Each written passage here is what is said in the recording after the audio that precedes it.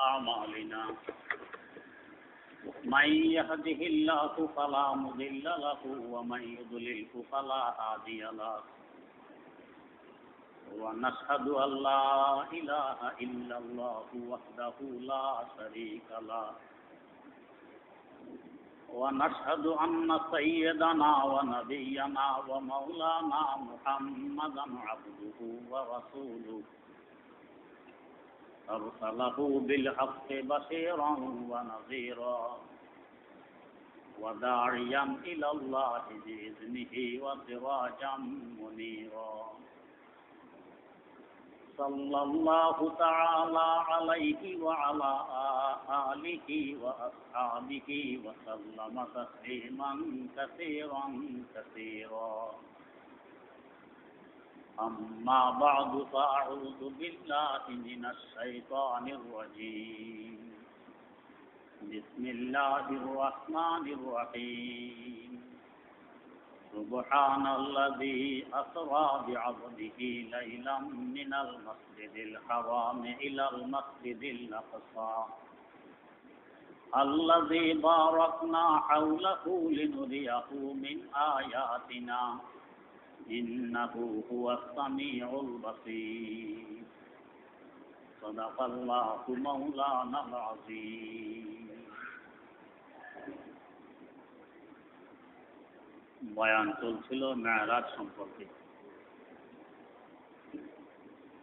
মধ্যখানে শবে বরাত হিসাবে সুন্নত আদায়ের লক্ষ্যে মৌসুমী বয়ান হয়েছিল। মেরাজের বয়ান করতে গিয়ে পথিমধ্যে যে তিনি বিভিন্ন ধরনের নিদর্শনাবলী আল্লাহ রব্বুল আলামিনের আয়াত তথা তাঁর পরিচয় এবং তাঁর অস্তিত্বের উপরে কিছু দলিল সচক্ষে অবলোকন করলেন, এই সম্পর্কে আলোচনা হয়েছিল। এগুলো দেখতে দেখতে আল্লাহ রব্বুল আলামিনের দরবারে গিয়ে পৌঁছলেন। মেহমান যখন কোথাও বেড়াইতে যায়, সাধ্য অনুপাতে কিছু হাদিয়া তোফা নিয়ে যাওয়া সুন্নত। অল্প হোক, এতে কিছু আসে যায় না, কিছু নিয়ে যাওয়া সুন্নত। মেজবান যে হিসাবের হাদিয়াও হয় ওই হিসাবে। আল্লাহ রাব্বুল আলামিন যেমন, তার হাদিয়াও হবে তেমন। আমরা সাধারণত কোনো খাওয়ার বস্তু, টাকা পয়সা, কাপড় চোপড় ইত্যাদি নিয়ে যাই, এগুলো মেজবানের প্রয়োজন পড়ে। কিন্তু আল্লাহ রাব্বুল আলামিনের তো প্রয়োজন পড়ে এমন কোনো বস্তু নেই। তিনি সমাদ, অমুখাপেক্ষিক, কোনো বস্তুর প্রয়োজন তার নেই। তার দরবারে কি নেওয়া যাবে? প্রয়োজন নেই ঠিক, কিন্তু আমাদের উপকারার্থে আমরা ইবাদত করি, যদিও ইবাদতের প্রয়োজন আল্লাহ পাকের নেই, প্রয়োজন আমাদের। অনেক সময় মেহমান যদি হুঁশিয়ার হয়, চালাক হয়, বোঝে যে মেজবানের অবস্থা তেমন সচ্ছল নয়। যাওয়ার সময় বড় মাছ, গরুর কল্লা, গরুর কলিজা, ইলিশ মাছ, বোয়াল মাছ, এগুলো হাদিয়া নিয়ে যায়। কেন? যদি আমাকে মেহমানদারি করার মতো কোনো কিছু ওদের কাছে না থাকে, আর্থিক দুর্বলতা তো আছেই, তাহলে লজ্জা পাবে। তো চালাক মেহমান এই ধরনের বস্তু আদি হাদিয়া নিয়ে যায়।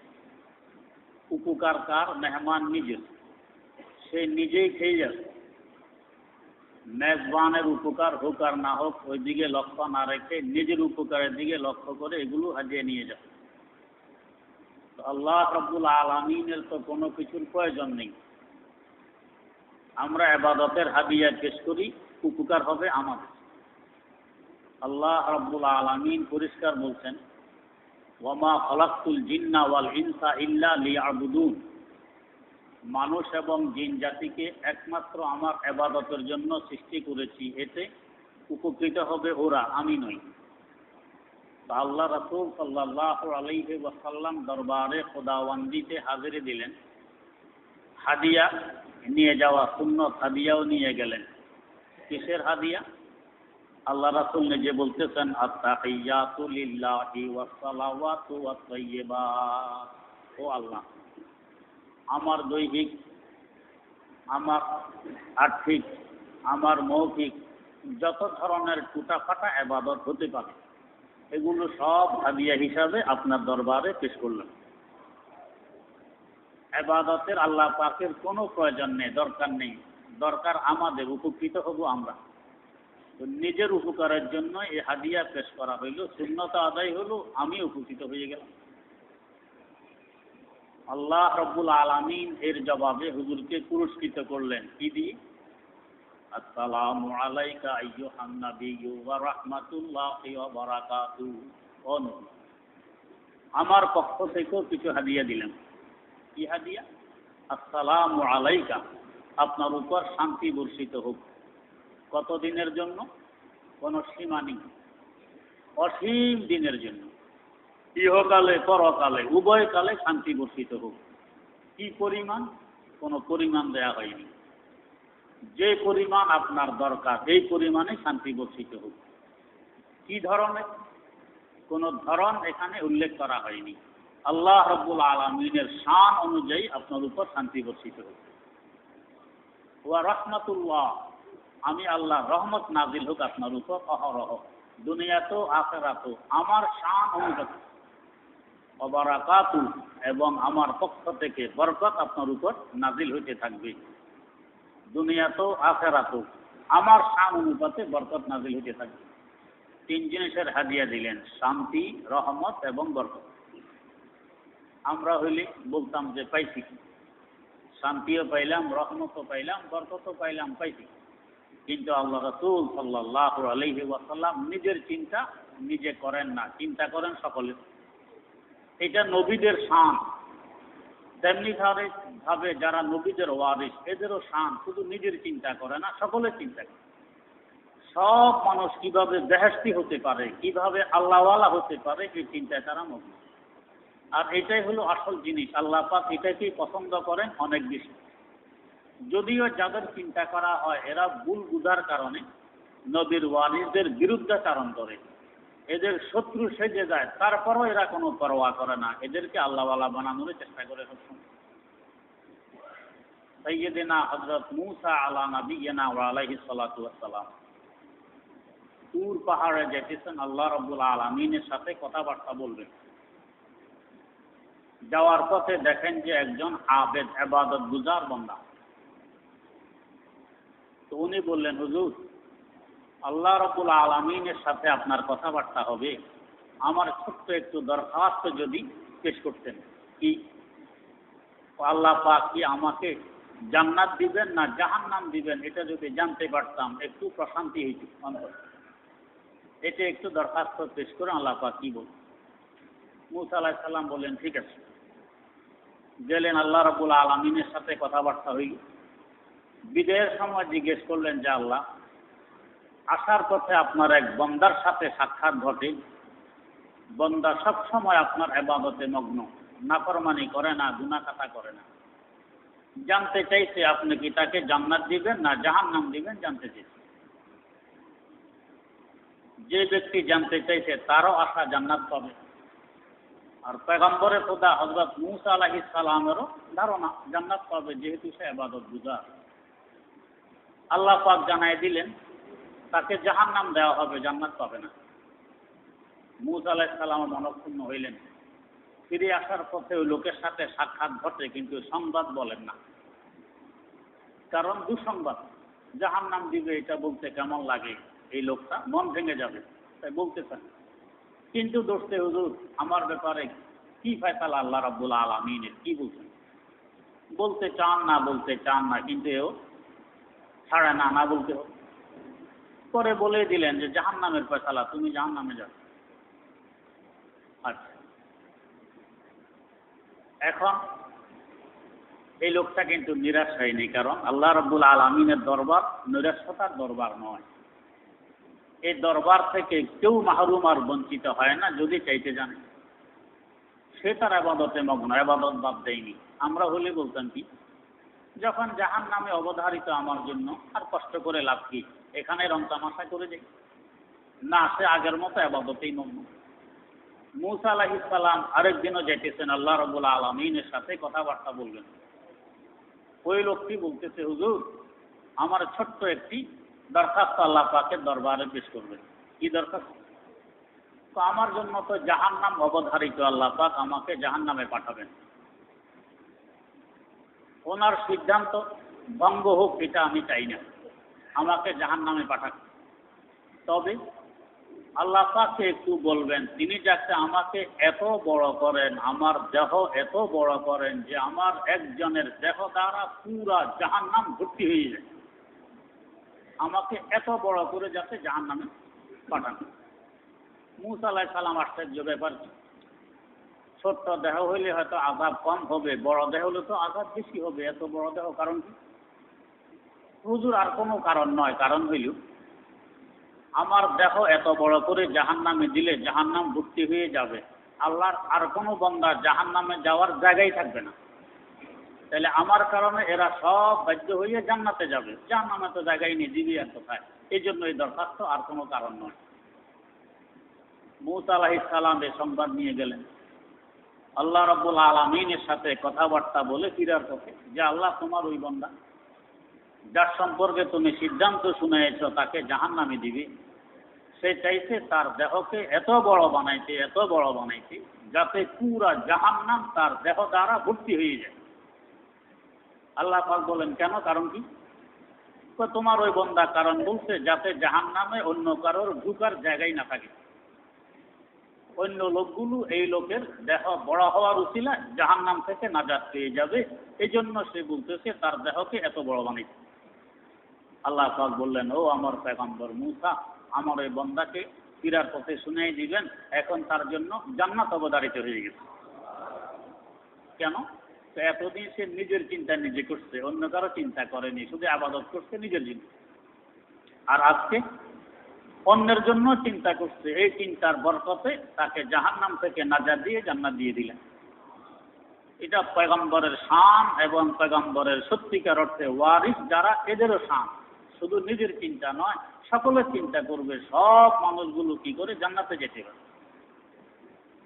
না হয় যে আমাদের তাবলিগি ভাইয়েরা নিজের খেয়ে, নিজের পরে, নিজের খরচ করে ঘুরতেছেন সারা দুনিয়ায়, কেন করে? 10 টাকা কেউ দিবি? কি পরিমাণ কষ্ট, কি পরিমাণ শ্রম, কি পরিমাণ ত্যাগ এখানে পেশ করতে হয়, গেলে বুঝে। কোন এলাকায় এমন হবে আপনাকে মসজিদে ঢুকতে দিবে না, বারান্দায় থাকতে দিবে না, বাইরেও আরামে থাকতে দিবে না। পৌষ মাঘের কনকনে শীত, আপনাকে বাইরে থাকতে হইতে। আকাশ থেকে যেন আগুন পড়ে, চৈত্র বৈশাখ মাসের গরম, আপনাকে রৌদ্রে বাইরে থাকতে হইতেছে। যারা তাবলীগ পছন্দ করে না, মসজিদে ঢুকতে দিবে। তারপরও তাদের সাথে মারামারি করা, দরাদরি করা নিষেধ। এভাবে আপনাকে দিনের দাওয়াত পৌঁছাইতে হবে। কেন? তার কারণ হইল অন্যের ফিকির করলে লাভ আমার হবে। আল্লাহ রাব্বুল আলামিন এই অন্যের ফিকির আর চিন্তার বরকতে আমাকে জান্নাত দিবেন। হযরত রাসূলুল্লাহ সাল্লাল্লাহু আলাইহি ওয়াসাল্লাম শান্তি পাইলেন, রহমত পাইলেন, বরকত পাইলেন। আমরা হলে পাইছি, আর কি লাগে? কিন্তু আল্লাহ রসুল নিজে একা গ্রহণ করলেন না, বললেন কি? আসসালামু আলাইনা ওয়া আলা ইবাদিল্লাহিস সালিহিন। আল্লাহ আপনার শান্তি, আপনার রহমত, আপনার বরকত আমাদের সকলের জন্য নিয়ে নিলাম, আমার একার জন্য নিলাম না। আসসালামু আলাইনা, ওলামায়ে কেরামদের না বহু বচন। আমরা হলে বলতাম আলাইয়া, আমার উপরে শান্তি বর্ষিত হোক, রহমত হোক, বরকত হোক, আলাইয়া। তা না বলে বললেন আলাইনা, সকলের উপর। আল্লাহ আমি সকলের জন্য এটা গ্রহণ করে নিলাম, আমার একার জন্য নিলাম। এবং তার পাশাপাশি ওয়া আলা ইবাদিল্লাহিস সালিহিন, আপনার যত নেক বান্দা আছে সকলের জন্য নিলাম। আল্লাহ রাব্বুল আলামিন এখানে একটি শর্ত জুড়ে দিলেন। কি শর্ত? তো নিলেন তো সকলের জন্য ঠিক, নেককার বান্দাদের জন্য নিলেন ঠিক। কারা নেককার বান্দা আর কারা নেককার বান্দা নয়, তার একটা মাপকাঠি লাগবে। মাপের ভিতরে যারা পড়বে এরা নেককার বান্দা, এরা শান্তি, রহমত, বরকত পাবে। আর এই মাপের ভিতরে যারা পড়বে না, এরা নেককার নয়, এরা বদকার, এরা শান্তি রহমত বরকত পাবে না। কি মাপকাঠি? ও মাপকাঠি হলো দৈনিক 50 ওয়াক্ত নামাজ পড়তে হবে। যে বন্দাকে দেখা যাবে দৈনিক 50 ওয়াক্ত নামাজ পড়ে, সে নেককার বন্দা। আর যে নামাজ পড়ে না, সে নেককার নয়। তো শান্তি রহমত বরকত ওই নামাজি বন্দা পাবে, বেনামাজি পাবে না। আল্লাহ রাসূল সাল্লাল্লাহু আলাইহি ওয়াসাল্লাম তো বড় খুশি। তো 50 ওয়াক্ত নামাজ আর কি, এটা পড়ে নেবে ইনশাআল্লাহ, রহমত পাবো, বরকত পাবো। রহমত বরকত আর শান্তির আশায় কে না পড়বে? সবাই পড়বে।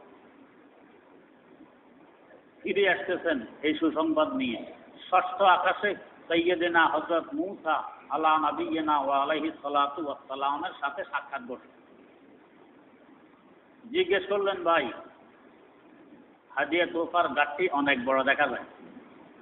কয় জি, শান্তি রহমত বরকত আল্লাহ পাক দান করছেন। তো দান তো করছেন ঠিক, কি শর্তে? তো শর্ত হলো নামাজ পড়া। কয় বেলা? তো বেশি নয়, মাত্র 50 বেলা। 50 বেলা? তো আমি এই উম্মতে রাখালি করে আসছি, আপনি তো মাত্র শুরু। ইবতিদায়ে ইশক है रोता है क्या, आगे आगे देखिए होता है क्या, आगे आगे देखिए होता है क्या। ও আপনার তো শুরু আর আমি শেষ করি আসছি। আমার উম্মতের উপরে ছিল মাত্র 2 ওয়াক্ত। এই বেহাঙ্গাম উম্মত এটাও ঠিকভাবে আদায় করেনি, আর 50 ওয়াক্ত করবে না। আপনি আবার ফিরে যান, যাইয়া কিছু কমাইয়া আনেন। অভিজ্ঞতা, হুজুরের তো আবেগ, মুসা আলাইহিস সালামের অভিজ্ঞতা। হুজুর ফিরে গেছেন একজন পয়গম্বরের পরামর্শ, তাও অভিজ্ঞতা সম্পূর্ণ পয়গম্বর ফিরে গেছেন। গিয়ে বলতেছেন, আল্লাহ নিজের কথা কয় না, তো আপনার পয়গম্বর মুসা আলাইহিস সালাম আমাকে ফিরে আসছে। দোষ যাতে নিজের উপরে না আসে। কি জন্য? নামাজ নাকি বেশি হয়েছে, উনি বলতেছেন ওনার উম্মত নাকি 2 ওয়াক্ত পালন করতে পারেনি, এখন 50 ওয়াক্ত নাকি পারবে না, এই জন্য কমায়া দেন বা কিছু, এগুলো বলেন না। আল্লাহ পাক বলেন, ঠিক আছে যান, 10 ওয়াক্ত কমাই দিলাম, 40 ওয়াক্ত করলে হবে। হুজুর তো বড় খুশি, 10 কমে গেছে। আর প্রথম কমাচ্ছেন 5 ওয়াক্ত, আবার ফিরে আসছেন। মুসা আলাইহিস সালাম তো আসল অপেক্ষায় দেখি কি নিয়ে আসে। তো হুজুর কমাচ্ছেন? কয় জি কমাচ্ছি। কত? 5 কমায় দিছে। কয় পারবে না, আবার যান। হুজুর আবার গেছেন, যাইয়া মুসা আলাইহিস সালামের কথা, আল্লাহ আপনার পয়গম্বর আমাকে আবার ফেরত পাঠাইছে, এখনো নাকি উনি বলতেছেন বেশি। আল্লাহ পাক আরো 5 কমাইলেন। এইভাবে বারবার ষষ্ঠ আকাশে আসেন, আবার ফিরে যান, ষষ্ঠ আকাশে আসেন, আবার ফিরে যান। আল্লাহ যেতে যেতে 5 ওয়াক্তে আসছে। মুসা আলাইহিস সালাম এবারও বলতেছেন এখনো বেশি, পারবেন। হুজুর বলেন, আর যাইতে আমার লজ্জা লাগে, আমি আর যাব না। আসলে উম্মত কি এক ওয়াক্ত করতে পারবে? আল্লাহ পাক যদি না পড়ান, আল্লাহ পাক যদি তৌফিক না দেন, এক ওয়াক্ত পারবে? যারা নামাজ পড়া না, বেনামাজি, এর কাছে এক ওয়াক্ত পাহাড়ের মতো লাগে। আপনি নামাজের দাওয়াত দিতে যান, এই রে কত বাহানা, হুজুর কাপড় ফাঁক নেই, লাগবে না, নাফাক নিয়ে আসেন, গোসল খরচ, আরেক বাহানা। যতই দিবেন এর বাহানার কোনো শেষ নেই। তার মানে এক ওয়াক্ত তার জন্য পাহাড়। আল্লাহ পাক তৌফিক দিতেছেন না, তো পাহাড়ে তো মনে হোক। আল্লাহ যদি না পড়ান, এক ওয়াক্ত পারবে না, পাহাড়ের মতো লাগবে। আল্লাহ পড়াইলে 50 ওয়াক্ত সহজ হবে। আল্লাহ রাসূল সাল্লাল্লাহু আলাইহি ওয়াসাল্লাম দ্বিতীয়বার ফিরে গেলেন না। আল্লাহ রাব্বুল আলামিন জানাই দিলেন, ও আমার হাবিব, যদি এবার আবার আসতেন, আমি আবার 5 থেকে বাড়াইয়া 50 করে দিতাম।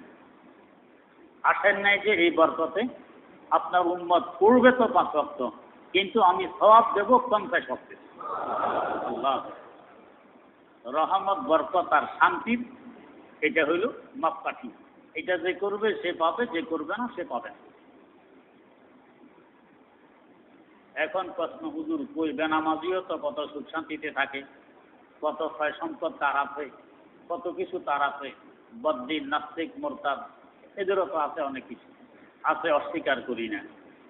কিন্তু আছে 2 কারণে। একটা হলো আছে চুরি। চুরি মানে দেখতে দেখা যায় আছে, বাস্তবে নেই। যারা আল্লাহ আল্লাহ নয়, বেনামাজি, নাস্তিক, মোরতাদ, কাফের, মুশরিক, এদের অশান্তির শেষ নেই। ভিতরে ঢুকলে পরে কিছু আঁচ করতে পারবেন কি পরিমাণ অশান্তিতে এরা কালাপিপাত করে। আর যারা মুমিন মুসলমান পাক্কা নামাজি, দেখতে দেখা যাবে সয় সম্পদ নেই, অর্থ নেই, কিন্তু কি পরিমাণ শান্তির সাগরে এরা ডুবে আছে, এদের ভিতরে ঢুকলে বুঝবেন, বা নিজেও একটু পরেজগার সেজে দেখুন কি পরিমাণ শান্তি পাওয়া যায়। দ্বিতীয় কারণ হইল ওরাও কিছু ভাগ পায়। কেন পায়? তো মুমিনদের দুনিয়ায় বসবাস করে। মুমিনরা যে পৃথিবীতে বসবাস করে, কাফেররাও, মুশরিকরাও, নাস্তিকরা, মুরতাদরা ওরাও ওই পৃথিবীতেই বসবাস করে। এই মুমিনদের উসিলায় ওরাও একটু ভাগ পায়। যেমন ধরুন, আপনি একটি আমের চারা লাগাইছেন, আমের চারা, প্রত্যহ সকাল বিকাল এই চারায় পানি দিতেছেন, মাঝে মধ্যে গোবর দিতেছেন, মাঝে মধ্যে সার দিতেছেন। কাকে লক্ষ্য করে? আপনার লাগানো আমের চারাকে লক্ষ্য করে। 2-4 দিন পর দেখবেন এই চারার আশেপাশে আরো কিছু আগাছা গজিয়ে উঠছে। আপনার দেয়া পানি, আপনার দেয়া গোবর, আপনার দেয়া সার এক ভাগ কিন্তু ওরাও ব্যবহার করতেছে, বরং আপনার লাগানো চারার তুলনায় ওরা আরো বেশি পায়। এই জন্য দেখবেন আপনার চারার তুলনায় ওদের বাড়ার গতি আরো দ্রুত। 20-25 দিনের মধ্যে দেখবেন যে আপনার লাগানো চারা আর দেখা যায় না, ওদের মাথা আরো উঁচা হয়ে গেছে, ওরা আরো তরুতার, এরা ভাগ বেশি নিয়ে নিয়েছে। কিন্তু এরা আপনারও শত্রু, আপনার লাগানো আমের চারারও শত্রু। আপনি ওদেরকে লক্ষ্য করে পানি, গোবর, সার দিতেছেন না, দিতেছেন আপনার লাগানো চারাকে লক্ষ্য করে। ওরা ভাগ কেন পায়? চারার আশেপাশে এদের বসতি, এই জন্য এরা পায়। এরা যে শত্রু তার কি প্রমাণ? 20-25 দিন পরে আপনি ছেনে নিয়ে আসবেন, ছেনি, সেই আগাছাগুলোর গোড়া দিয়ে কেটে একেবারে সাফ পরিষ্কার। তাও কি আপনার গোস্বার আগুন নিভে গেছে? নিবেনি। এই আগাছাগুলোকে রোদ্রে ফেলে শুকিয়ে চুলার ভিতরে ঢুকিয়ে আগুন দিয়ে জ্বালাইয়ে ধ্বস্ত করার পর আপনি ক্ষান্ত হয়ে অস্তিত্ব রাখলেন না, বুঝাই দিলেন তোরা আমার শত্রু। যদিও আমার দেয়া পানি, আমার দেয়া গোবর, আমার দেয়া সারের ভাগ তোরাও পেয়েছিস। কেন? আমার লাগানো চারার আশেপাশে থাকার কারণ। এখন প্রমাণ দিয়ে দিলাম তোরা আমার শত্রু, আমার লাগানো চারারও শত্রু। আল্লাহ রাব্বুল আলামিনের রহমতের হাতের লাগানো চারা এই মুমিন নামাজি বান্দারা, নেককার বান্দারা, এদেরকে লক্ষ্য করে আল্লাহ রাব্বুল আলামিন রহমত, বরকত, শান্তি সবকিছু নাযিল করেন। আর এদের পৃথিবীতে বসবাস করে, এদের আশেপাশে কাফের, মুশরিক, নাস্তিক, মুরতাদ এরা। না হলে পৃথিবী কিন্তু মুমিনদের, অন্য কারণ আল্লাহ পাক মুমিনদের জন্য বানাইছেন। ওরা আশেপাশে বসবাস করার কারণে এরাও ভাগ পায়। কিন্তু এরা যে আল্লাহ পাকের শত্রু তার প্রমাণ হবে কাল আখিরাতে। আল্লাহ পাক গজবের ফেনে দিয়ে, গোড়া দিয়ে কেটে জাহান্নাম নামে চুলায় ঢুকিয়ে জাহান্নামের আগুন দিয়ে জ্বালাইয়ে ভস্ম বানাইয়ে খেলতে হবে। তখন বুঝে আসবে কে শত্রু আর কে মিত্র। এর আগ পর্যন্ত ভাগ পাইছে, আশেপাশে থাকে যে গেছে। তো আসলে এর রহমত, বরকত, শান্তি পাইতে হইলে মাপকাঠি হইল নামাজ। আমাদের দেশে সরকার কিছু রেশন কার্ড দেয়, বিভিন্ন ক্যাটাগরির লোকজনকে রেশন কার্ড দিল।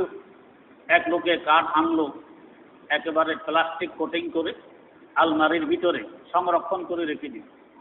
মাঝে মধ্যে আবার খুলে দেখে ইঁদুরে কাটলো নি কম, বা কোনোখান দিয়ে পানি টানি পড়ে নষ্ট হইল নি কম।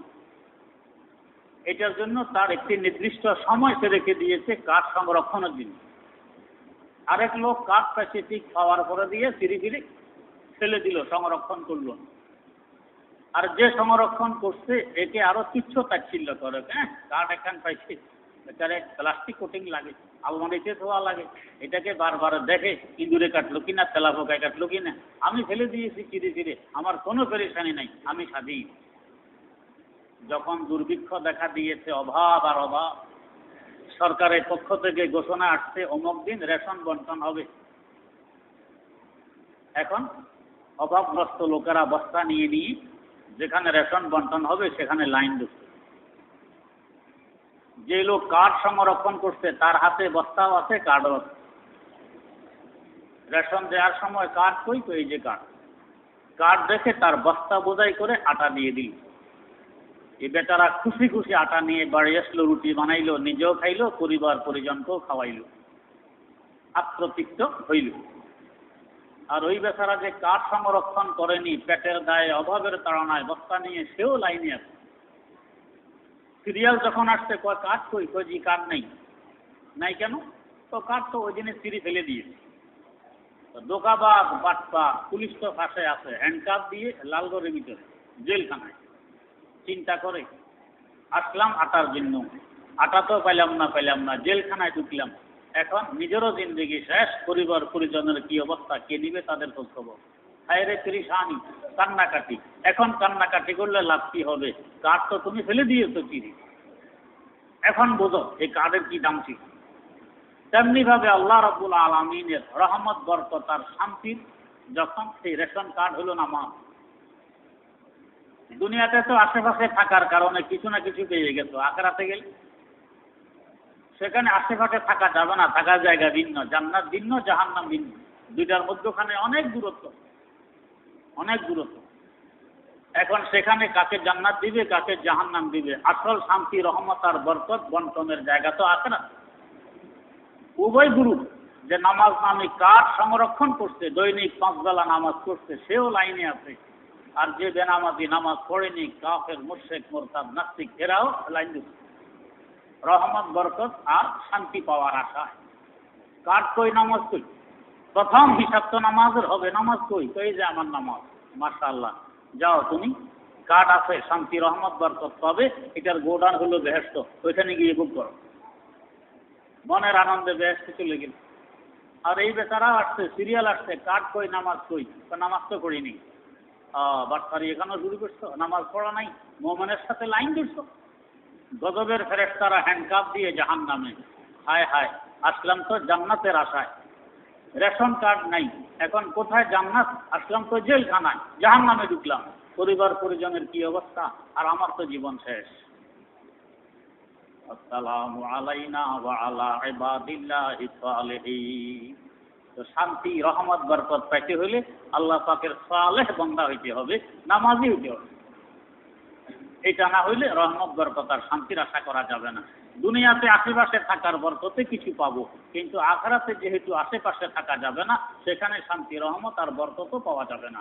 সেখানে অশান্তির কেন্দ্র, জাহান্নাম ছাড়া আর কোনো গতি থাকবে। আল্লাহ রাব্বুল আলামিন আমাদেরকে, আমাদের পরিবার পরিজনকে, আত্মীয় স্বজনকে, পাড়া প্রতিবেশীকে, সকলকে পাক্কা নামাজি বানায়ে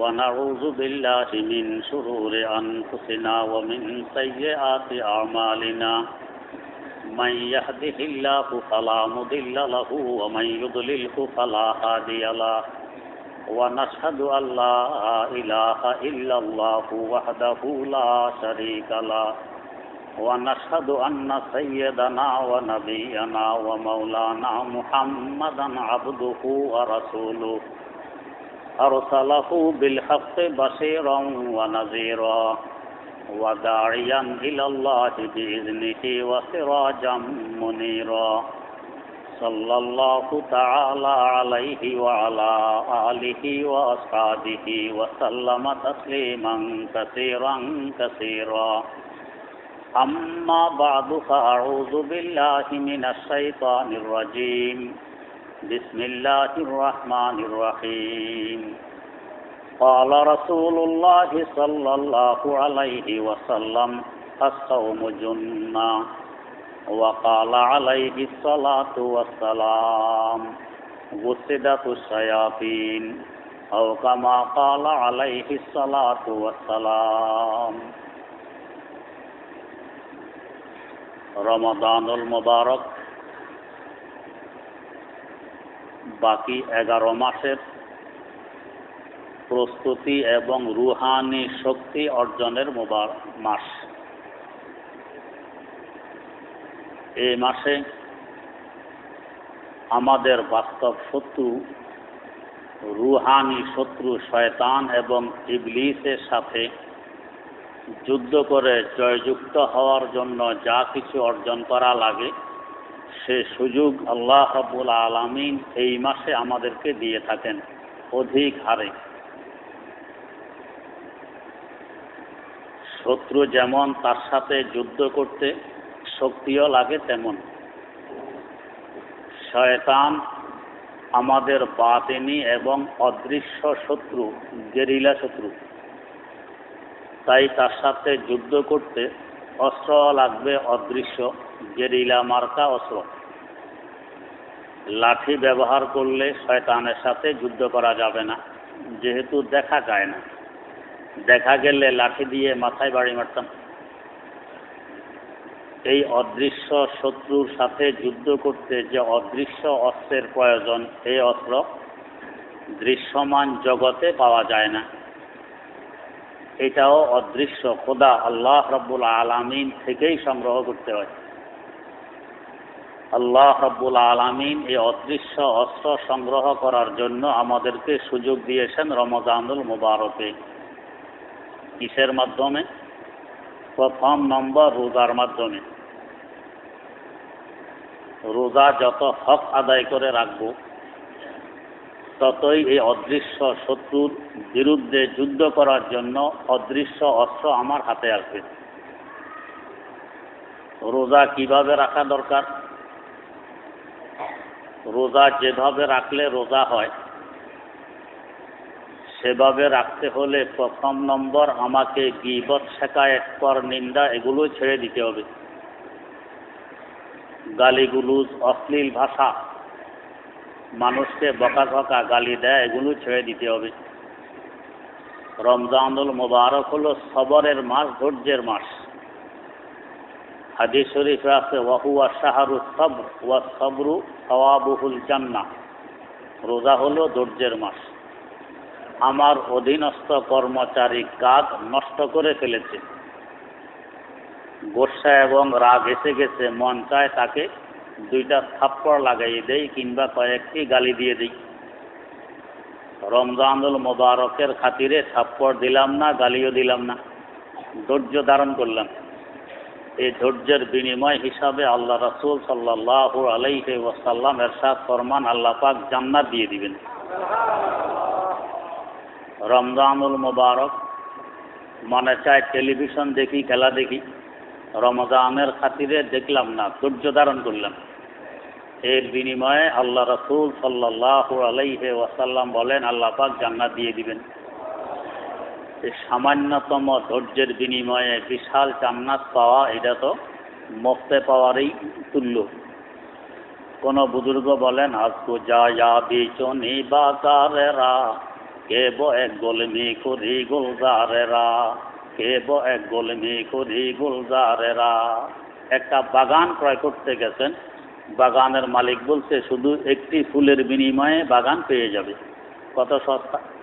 বাগানে হাজার হাজার, লক্ষ লক্ষ, কোটি কোটি ফুল আছে, গাছ আছে, কত কিছু আছে। এক ফুলের বিনিময়ে বাগান পেয়ে গেলাম, বড় সস্তা। তো সামান্য ধৈর্য ধারণ করলাম, সবর এখতিয়ার করলাম, আল্লাহ পাক এর বিনিময়ে আমাকে জান্নাত দিয়ে দিলেন। কত সস্তা এই জান্নাত! নিতে চাইলেই পাওয়া যায়, যদি নিতে না চাই তো কি করার আছে? আল্লাহ! গতকালকে যখন আমরা তারাবিতে দাঁড়াই, তখন শুরু হয় খেলা নিয়ে হই হল্লো। তুলনামূলক মুসল্লিও কম ছিল তারাবির নামাজে, খেলা নিয়ে ব্যস্ত। চিৎকার দিতেছে, ঘরের মধ্যে মা বোনেরা শান্তির মতো নামাজও পড়তে পারেনি এদের চিৎকারে। এরা কারা? এরা মুসলমান, মুসলমানের ছেলে, মুসলমানের সন্তান। এক তো প্রথম নম্বর দায়িত্ব ছিল সরকারের। মুসলিম রাষ্ট্র, এটা কোনো কাফেরের রাষ্ট্র নয়, কোনো নাস্তিকের রাষ্ট্র নয়, ইমানদারের রাষ্ট্র। যদি খেলতে হয়, খেলা এতই আবশ্যক আর জরুরি হয়ে যায়, তা অন্তত রমজান মাসের খাতিরে এই মাসটা বন্ধ রাখো। এর পরের মাস থেকেই শুরু করো যদি তোমাদের এতই জরুরি আর প্রয়োজন হয়ে পড়ে। তো রমজান মাসের পবিত্রতা নষ্ট করে এখানে এই সতর খুলে উল্টাপাল্টা খেলা চলতেছে, আর মানুষ নামাজ বন্ধ করে টেলিভিশন নিয়ে ব্যস্ত। যতই আফসোস করা হয় এটা কম হবে। ভয় লাগে যে আল্লাহ পাকের গজব কবে চলে আসে এই অবস্থা যদি চলতে থাকে।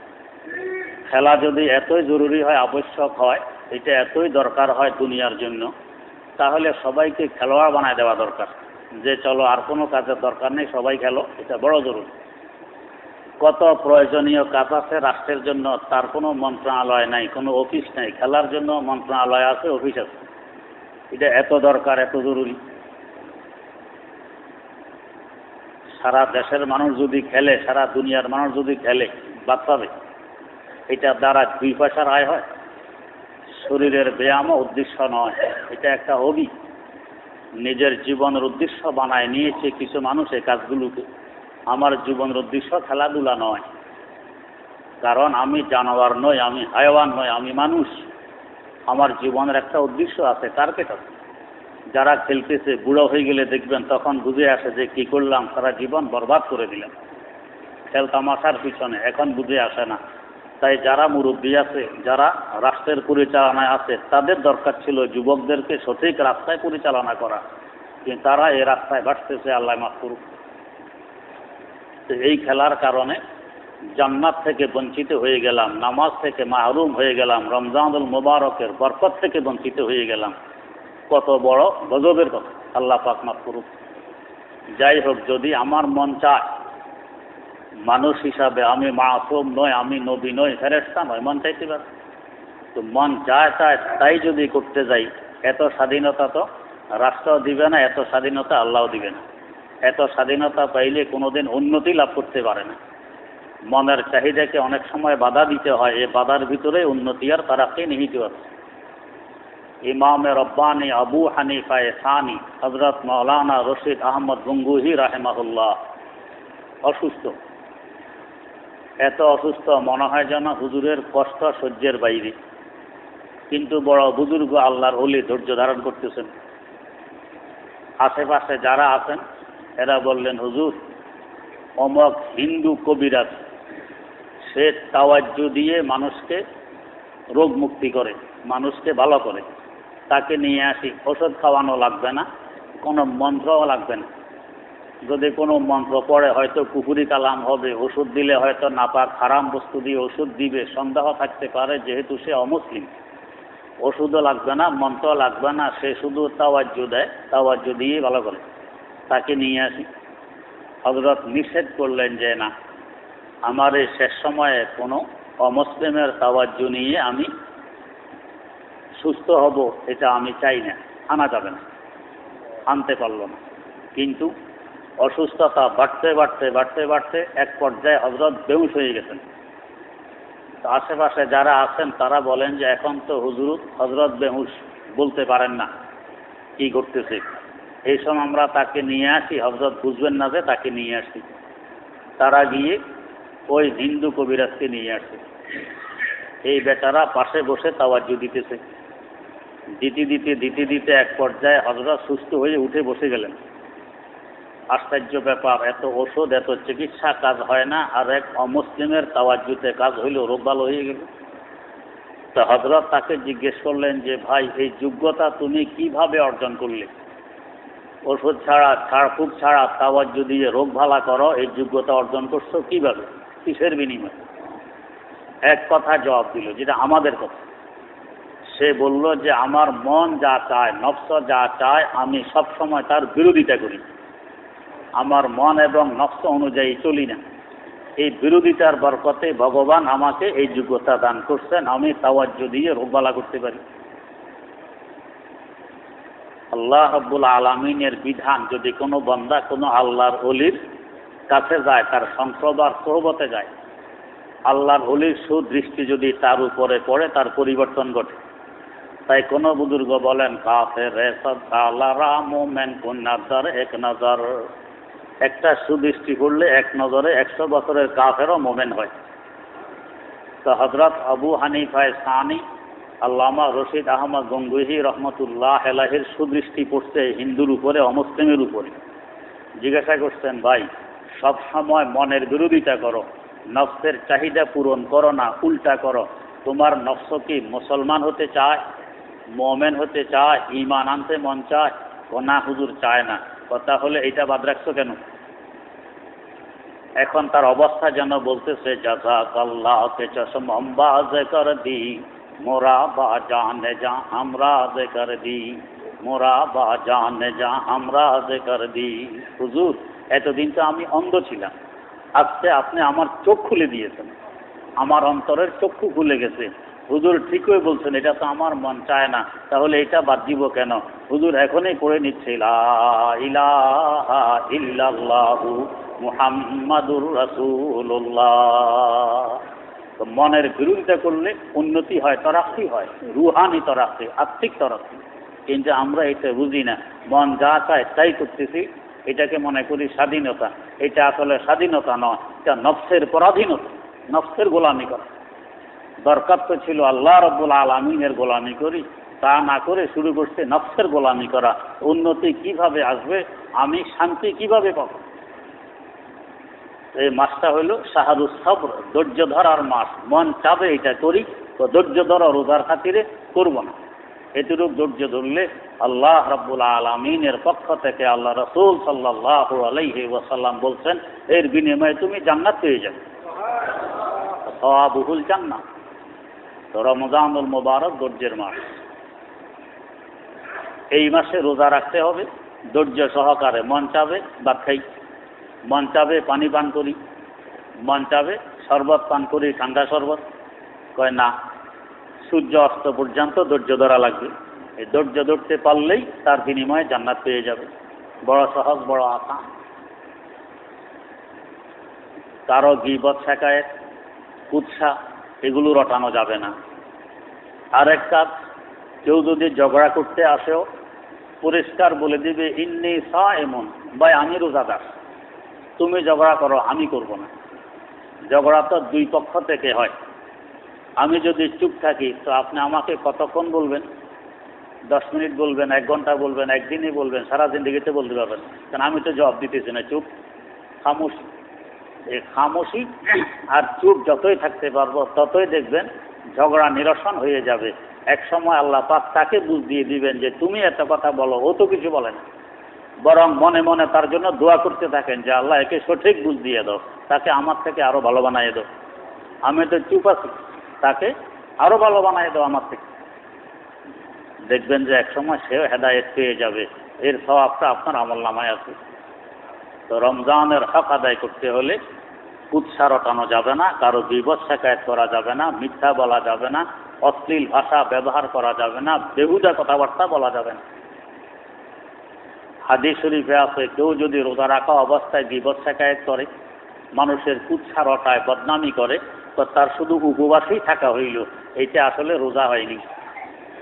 যে পরিমাণ সওয়াব আমি রোজার বিনিময়ে পাইতাম, ওই সওয়াব আমি নষ্ট করে দিলাম স্বইচ্ছায়। এর থেকে বড় আহামকি আর বেউকুফি, নির্বুদ্ধিতার পরিচয় আর কি হতে পারে? রমজানুল মুবারকে আরেকটি কাজ হলো মানুষের প্রতি দয়াশীল হওয়া, সহানুভূতি প্রকাশ করা। কিভাবে করব? হাদিস শরীফে আসছে যে আমার অধীনস্থ কর্মচারী যারা আমার কাজ করে, তো এদের কাজটা কমায় দাও। এদের কাজ কমায় দিলে একটু রাকাবাতিহি মিনান নার, তো জাহান্নাম থেকে আল্লাহ পাক তোমাকে নাজাত দিয়ে দিবেন। তো অতি সহজে জান্নাত কামাই করতে পারি। আগে যদি সে আমার 8 ঘন্টা ডিউটি করত, 6 ঘন্টা করে দিই, 5 ঘন্টা 4 ঘন্টা করে দিই, দেখবেন রমজান মাস তো বরকতের মাস। আগে 8 ঘন্টায় যে কাজ হইত, এখন কমায় দেওয়ার আরো বরকতে 4 ঘন্টাও আশা করি এর থেকে আরো বেশি কাজ হবে। আগে যে লাভ হইতো, এখন লাভ আরো বেশি হবে।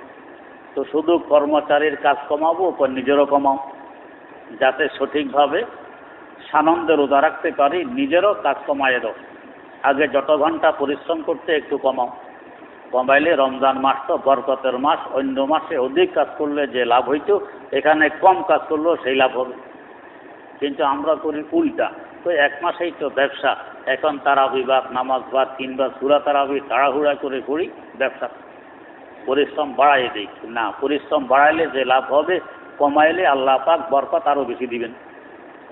তো নিজেরও পরিশ্রম কমানোর হুকুম, তাহলে রমজানের হক আদায় হবে।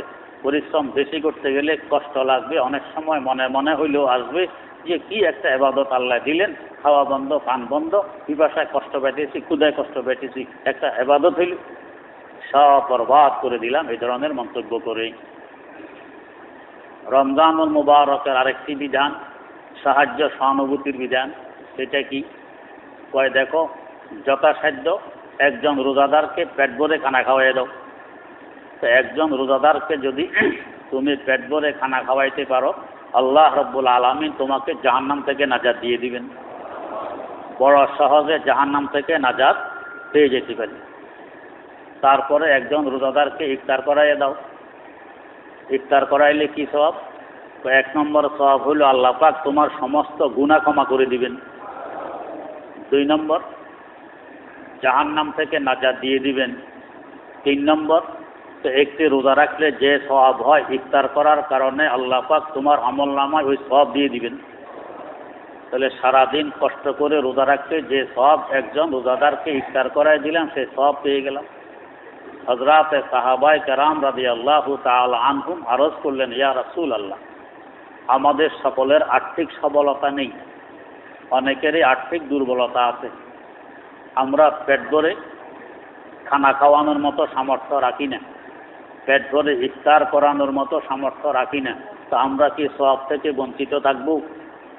আল্লাহ রাসূল সাল্লাল্লাহু আলাইহি ওয়াসাল্লাম ইরশাদ ফরমান যে যদি তুমি তাকে দুধ দিয়ে ইফতার করাইয়া দাও, অন্য কিছু খাওয়াইতে পারলা না, তাও পুরোপুরি সওয়াব আর ফজিলত পেয়ে যাবে।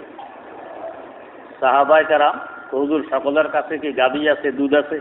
দুধও তো নাই। তাহলে আল্লাহ রাসূল সাল্লাল্লাহু আলাইহি ওয়াসাল্লাম বললেন, তো একটি খেজুর দিয়েও যদি ইফতারি করায় দাও, তারপরও পূর্ণ সওয়াব পেয়ে যাবে। খেজুরেরও তো দাম কম নয়, সকলের কাছে খেজুরও নেই, এত পয়সা নেই যে খেজুর কিনবে।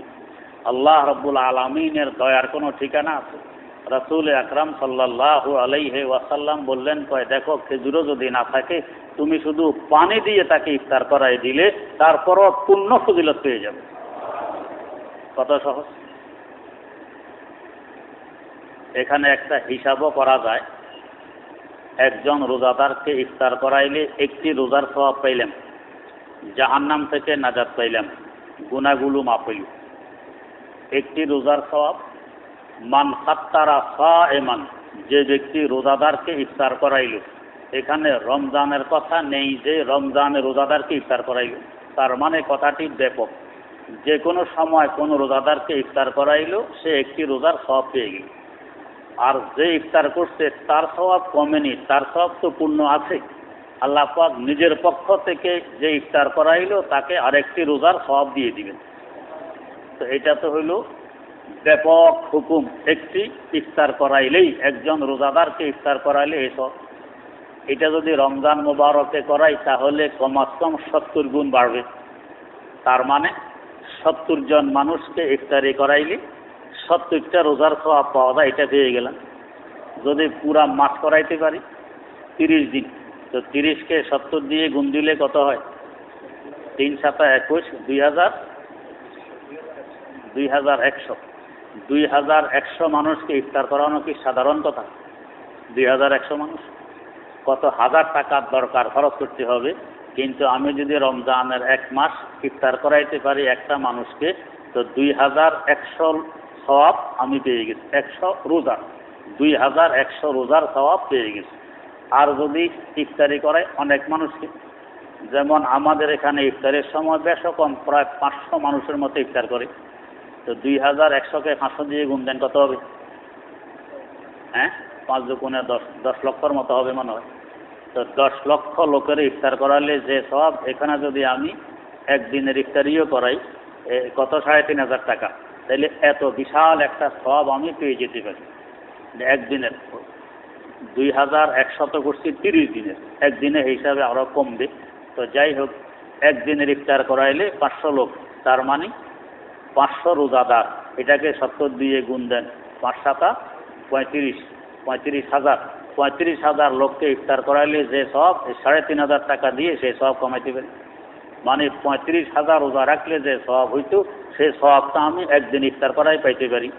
আর তার পাশাপাশি আমার সমস্ত গুনাহ মাফ এবং জান্নাত থেকে, জাহান্নাম থেকে নিষ্কৃতি আল্লাহ রাব্বুল আলামিন দিয়ে দিলেন। কত বড় ভাগ্যের ব্যাপার! আর একজন রোজাদারকে যদি খানা খাওয়াই, তো জাহান্নাম থেকে নাজাত। এটাও মাত্র 2500 টাকা। একজন রোজাদারকে খানা খাওয়াইতে পারি, গড় নিয়েও খাওয়াইতে পারি, খাবার সে নিয়েও আসতে পারে, আর এখানে 2,500 টাকা দিলেও সে খাবার ব্যবস্থা হয়ে যায়। বড় আসানির সাথে আমরা জান্নাত কামাই করতে পারি। রমজানুল মুবারকের এই বিধান। এরপরে আল্লাহ রাসূল সাল্লাল্লাহু আলাইহি ওয়াসাল্লাম বলেন, রমজানের দিনের বেলায় আল্লাহ পাক রোজা ফরজ করেছেন, আর রাতের বেলায় আমি তারাবিকে সুন্নত করেছি। তারাবির নামাজ তো 20 রাকাত করতেছি। আল্লাহ রাসূল সাল্লাল্লাহু আলাইহি ওয়াসাল্লাম বলেন, যে ব্যক্তি ঈমানের সাথে সওয়াবের আশায় এই আমলটি করে, ঈমানের সাথে সওয়াবের আশায় এই আমলটি যে করে, তারাবির নামাজ পড়ে, তো তার পিছনের সমস্ত গুনাহ ক্ষমা হয়ে যায়। গুফিরা লাহু মা তাকাদ্দামা মিন যামবি। তাহলে আমার 60 বছর, 70 বছর, 80 বছর বয়সে কত গুনাহ করছি, এই তারাবি যদি একটু কষ্ট স্বীকার করে পড়ে নেই, তাহলে আমার পিছনের জীবনের সব গুনাহ ক্ষমা। আর ভবিষ্যতের জন্য রমজানুল মুবারকের বরকতে শয়তানের বিরুদ্ধে যুদ্ধ করার হাতিয়ার আমার হাতে আসতেছে। তাহলে ভবিষ্যতে ইনশাআল্লাহ আমার দ্বারা গুনাহ সংগঠিত হবে না। কত বড় ফজিলত যদি তারাবিটা ঠিকভাবে পড়তে পারি। 1 থেকে 1.25 ঘন্টাই তো লাগে। আমরা কোনো অফিস আদালতে লাইন ধরতে গেলে, এই যে পাসপোর্ট অফিসে পাসপোর্ট বানাইতে যাই, কেন বিদেশে যাব, বেতন কত, বেতন হবে 10,000 টাকা, খাওয়া থাকা, থাকা খাওয়া নিজের, থাকা খাওয়া নিজের, বেতন পাবো 10,000, বিদেশে যাই কয়েক লক্ষ টাকা ব্যয় করে পাসপোর্ট অফিসের সামনে রৌদ্রের মধ্যে দাঁড়ায় থাকি কয়েক ঘন্টা। তো কয়েক ঘন্টা দাঁড়াইলে এর বরকতে পাসপোর্ট আসবে, এরপরে যদি ভাগ্য থাকে ভিসা, এরপরে ভাগ্য থাকলে ওই দেশে গিয়ে চাকরি, আর না হয় যদি ধোকায় পড়ে যায় তো টাকাও গেল, এই দাঁড়ানোর পরিশ্রমও গেল, সব বরবাদ। তাহলে সন্দেহাতীত একটি লাভের জন্য দাঁড়ায় রইলাম কয়েক ঘন্টা রৌদ্রের মধ্যে, ঘাম পড়তেছে। আর এখানে তো মসজিদের ভিতরে রৌদ্র নয়, ফ্যান ঘুরতেছে মাথার উপরে, আর সাথে কত মধুর কণ্ঠে কোরআনে কারীম শুনতেছি এক এক অক্ষরে। অন্যান্য মাসে তো যদি আমি ওযুর সাথে নামাজে দাঁড়াইয়ে কোরআন তেলাওয়াত করতাম, এক এক অক্ষরে 100 নেকি আসতো। এখন 70 গুণ বেড়ে যাওয়ার কারণে 700 নেকি আসতেছে এক এক অক্ষরে। 7,000, তো 7,000 নেকি আসতেছে এক এক অক্ষরে। এই তারাবিতে কত হাজার অক্ষর পড়া হইতেছে, আর কত লক্ষ কোটি নেকি আমার আমলনামায় চলে আসতেছে। এটা দেখি না, এই জন্য না বুঝে আসে না। কিন্তু যারা দেখছেন রাসূল আকরাম সাল্লাল্লাহু আলাইহি ওয়াসাল্লাম তো দেখি শুনেই বলে দিতেছেন। তিনি তো জিন্দগিতে কখনো মিথ্যা বলেননি। তার উপাধি ছিল আস-সাদিকুল আমিন, সত্যবাদী আমানতদার। তো তার এই সত্য কথা বিশ্বাস করা, এটাই তো মুমিনের শান। তো এই পরিমাণ নেকি আমি পেয়ে যেতেছি যদি তারাবির নামাজটা একটু কষ্ট করে পড়ে নিই। তো দিনের বেলায় রোজার হক আদায় করে, আর রাতের বেলায় তারাবি। এরপরও যতটুকু সম্ভব, যেহেতু সাহারি খাওয়ার জন্য তো উঠতে হয়, উঠি, সাইরেন বাজে, মাইকে বলা হয়, আবার জাগায়ও, একটু 5-7 মিনিট আগে উঠলেই আমি 4-6-8 রাকাত তাহাজ্জুদ করতে পারি। সময় পেলে একটু তেলাওয়াতে করতে পারি। রমজান মাসটা হলো ইবাদতের মাস। যত বেশি সম্ভব তত বেশি ইবাদতে কাটানোর চেষ্টা করি। কথাবার্তা কম, পরিশ্রম কম, ইবাদত বেশি। আল্লাহ রাব্বুল আলামিন রমজানুল মুবারকের পুরাপুরি ফজিলত আমাদের সকলকে নসিব করুন। সুবহানাকাল্লাহুম্মা ওয়া বিহামদিক, আশহাদু আল্লা ইলাহা ইল্লা আনতা, আস্তাগফিরুকা ওয়া আতুবু ইলাইক।